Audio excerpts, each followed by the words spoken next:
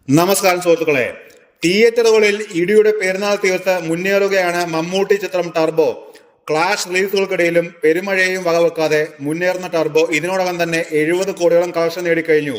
ചിത്രത്തിന്റെ climax ഫൈറ്റിലെ making video കഴിഞ്ഞ ദിവസം പുറത്തുവിട്ടിരുന്നു. ഈ വീഡിയോയിൽ സെക്കൻഡുകൾ മാത്രം ദൈർഘ്യമുള്ള ഭാഗമാണ് ഇപ്പോൾ സോഷ്യൽ മീഡിയയിൽ ചർച്ച.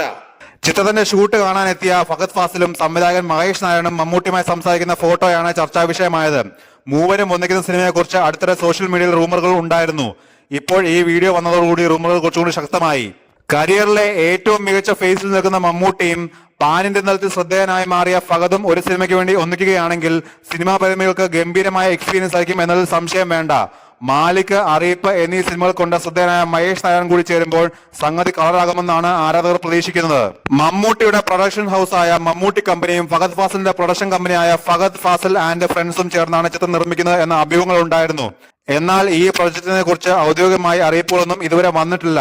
പ്രമാണി, ഇമ്മാനുവൽ എന്നീ ചിത്രങ്ങളിൽ ഇതിനു മുമ്പ് ഫഹദും മമ്മൂട്ടിയും ഒന്നിച്ചിരുന്നു.